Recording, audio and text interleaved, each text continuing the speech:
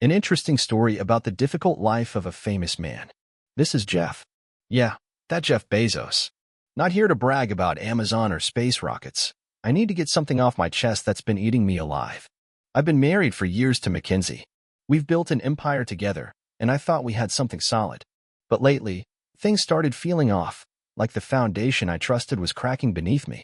I'm talking about subtle things at first, late-night texts, a sudden interest in self-care retreats that she didn't want me to know the details about, and a constant defensiveness whenever I asked about her day. At first, I chalked it up to stress or some midlife thing. I'm not perfect. Work has been insane, and maybe I wasn't paying enough attention. But you know how it is. When something feels wrong, it usually is. So yeah, the first signs were small but loud enough to make me suspicious. I started noticing she was avoiding me emotionally and physically. And when I tried to talk, she'd get bitchy, snapping at me like I was the problem. That's when I knew something was brewing beneath the surface, and it wasn't just tiredness or work stress. Anyway, that's where it started.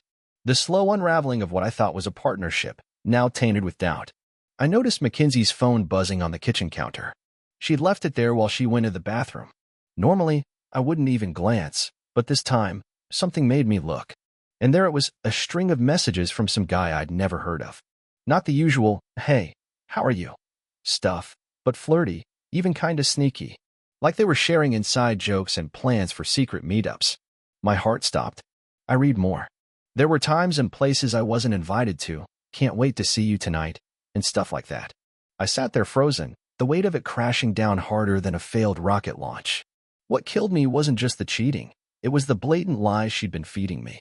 I went back through my mind, trying to recall all the times she said she was busy with a friend or just needed space.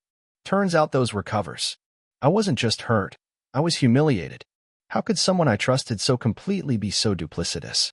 The next morning, I decided I wasn't going to sit on this. I had to know the truth straight from her mouth.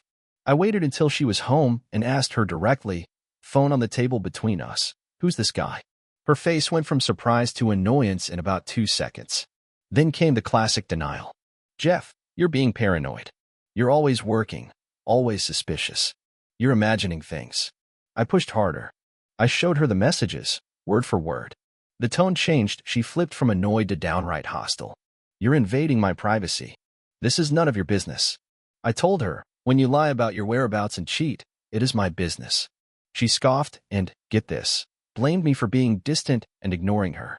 Said I made her feel neglected and lonely. The nerve. I've been busting my ass for us, for our future. She threw everything at me, accusations, lies, gaslighting, trying to make me feel like the villain. It was like watching a masterclass in manipulation, and honestly, I was shook. After that confrontation, I was a mess. I went from being furious, burning with anger at her betrayal, to feeling this deep, crushing sadness. It wasn't just about the cheating. It was about realizing that the person I'd trusted most in the world had been lying to me for months, maybe years.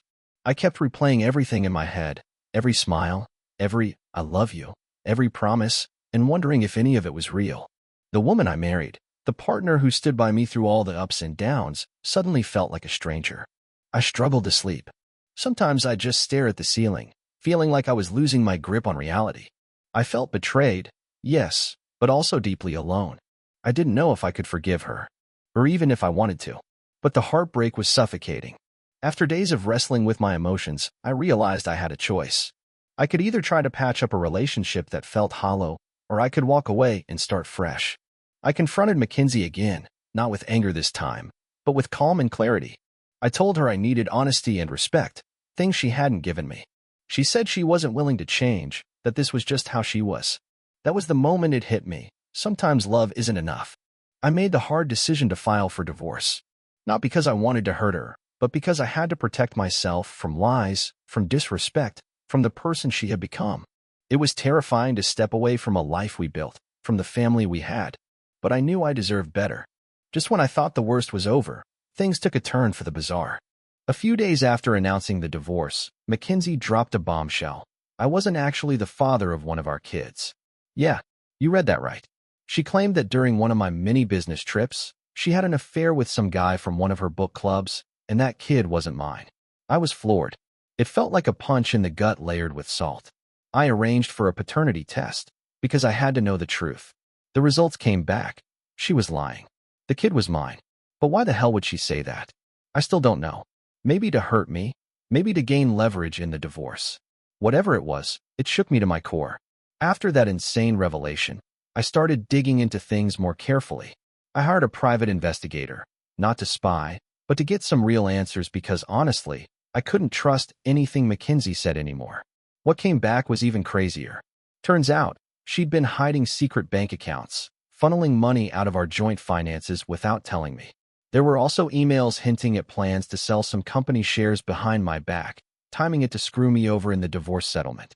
I felt like I was in some twisted corporate thriller, except it was my marriage. This woman, who was supposed to be my partner, was playing me on every level: personal, financial, emotional. By this point, I was emotionally drained and fed up. The betrayal wasn't just about the affair or the lies. It was about the complete erosion of trust. The person I thought was my wife was now someone I barely recognized. Then came the final straw. Mackenzie threw a public tantrum at a high-profile event we were attending. She started accusing me of cheating, shouting lies, and embarrassing both of us in front of everyone. What hurt the most wasn't the public humiliation.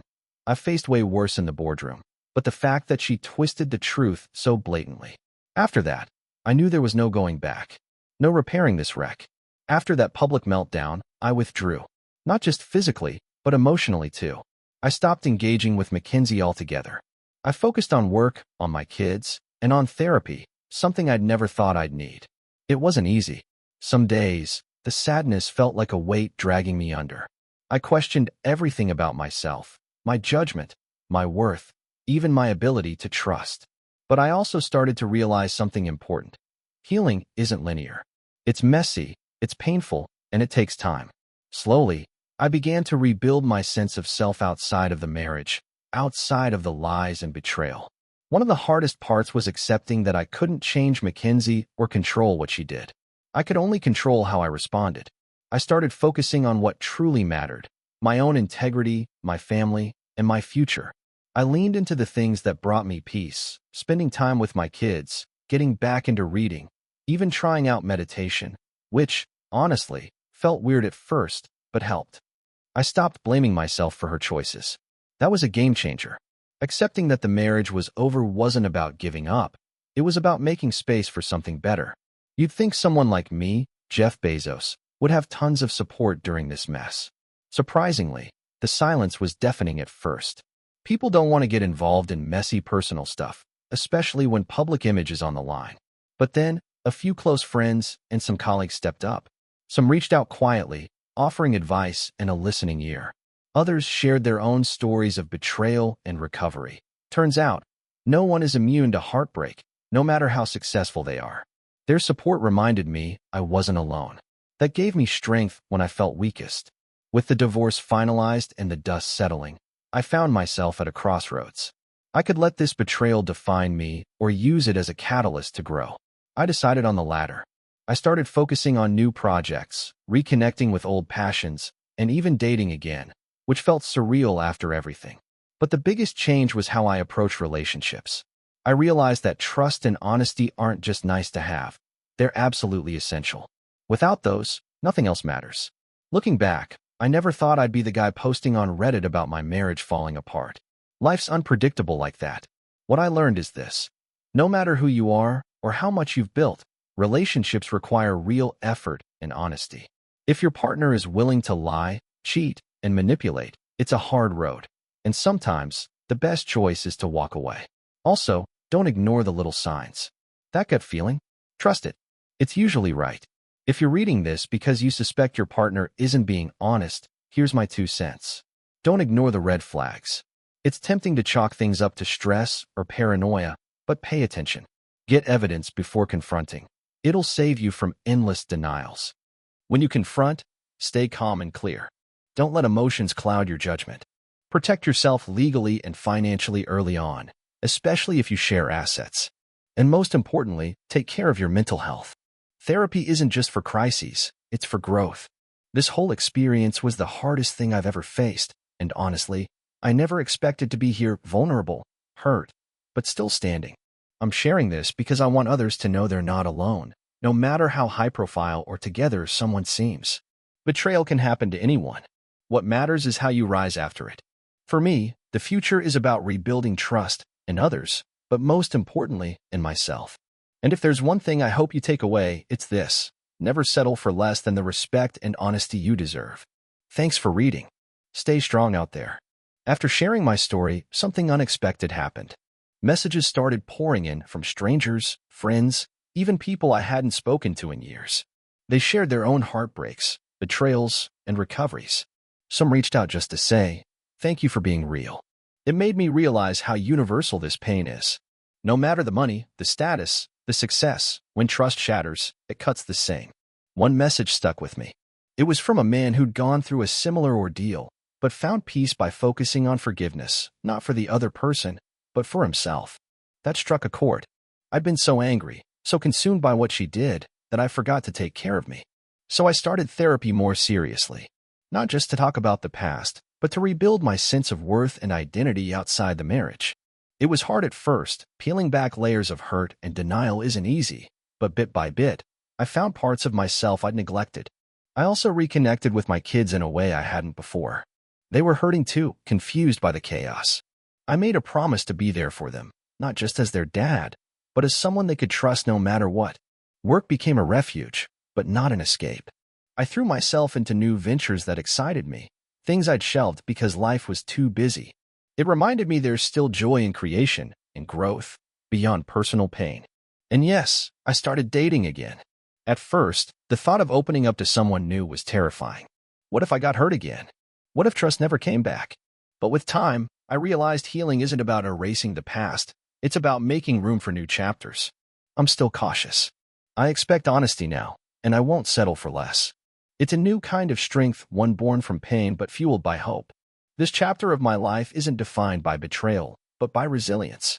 By choosing myself, my family, and a future where I don't have to settle. If there's one final thing I want to say to anyone out there struggling, it's this: you are stronger than you think. Healing is messy, it's slow, and it's often painful. But it's possible. And you deserve to find peace and happiness again. Thanks for sticking with me. The journey continues, and I'm ready for whatever comes next. A few months into the aftermath, I hit a wall. You know that point where the shock wears off and the loneliness crashes down? That was me. No matter how much work or therapy I threw at it, some nights I still felt completely hollow. One evening, I was sitting alone in my office late, staring at the city lights, when it hit me. I had spent so much time trying to understand her betrayal that I forgot to ask myself what I actually wanted now. It wasn't about revenge or proving anything. It was about figuring out who Jeff was after everything that had happened. That night, I made a decision to start journaling. Not just business notes or speeches, but raw, unfiltered thoughts, anger, fear, hope, confusion. Writing gave me an outlet, a way to face myself honestly. And it was humbling. I realized I wasn't just angry at Mackenzie, I was angry at myself too. For ignoring the signs, for doubting my instincts, for letting my own vulnerabilities fester in silence. But I also found strength in that honesty. I wasn't invincible. I was human, flawed, hurt, but still standing. The journaling became a mirror showing me my pain, yes, but also my resilience. It helped me unpack the layers of betrayal and guilt and start to forgive myself for not seeing it sooner. Around that time, I reconnected with an old friend, someone who'd been through his own public divorce years ago. We talked about everything: the messy fallout, the public scrutiny, the personal growth. He told me something that stuck. You can't control what people do, Jeff, but you can control how you live after. That became a mantra for me. I started doing things just for me again: hiking, reading novels, even trying out painting, which, let's be honest, was more of a disaster than art, but fun. Slowly, the weight of betrayal started to feel less like a chain and more like a scar, a reminder of what I'd survived. The kids helped more than they knew. Their laughter, their questions, their unconditional love were daily reminders that some things remain unbreakable. And as time passed, I noticed something else. My capacity to trust began to stretch again. Not blindly, but cautiously. I learned that trust isn't about never getting hurt. It's about having the courage to keep giving people a chance. I'm still figuring all this out, honestly. But I'm moving forward, not defined by the past, but shaped by it. If you're reading this and feeling lost, take it from someone who's been there. Healing isn't about forgetting. It's about learning to live with what happened, and choosing your own peace anyway. A little over a year after everything blew up, I decided to dip my toes back into dating. Not because I was desperate or trying to erase the past, but because I wanted to believe there was still a chance for happiness. I downloaded one of those apps, the usual suspects, and after some swiping and awkward messaging, I matched with someone named Sarah. She wasn't my usual type, a bit quirky, sharp-witted, with a smile that somehow made her eyes crinkle in a way that felt genuine. Our first coffee date was nerve-wracking. I kept wondering, should I tell her about the divorce? The betrayal? Or should I just be normal and see where things go? In the end, I told her some of it, carefully, bit by bit. The way she listened, really listened, without judgment was something I hadn't experienced in a long time. It felt safe, and that was terrifying and refreshing all at once. But even with Sarah, there were moments when the past crept in. A stray look, a sudden silence, or a pang of guilt when I caught myself thinking about Mackenzie. I had to remind myself it was okay to feel conflicted, that healing wasn't linear. Sarah never pushed, never rushed me. She let me be messy and imperfect. And slowly, I started to feel something I hadn't in years, hope. This wasn't a fairy tale or a quick fix. It was messy, slow, and sometimes painful. But it was real. Dating after betrayal isn't about forgetting what happened. It's about choosing to trust again, even if just a little. And for the first time in a long time, I was willing to try.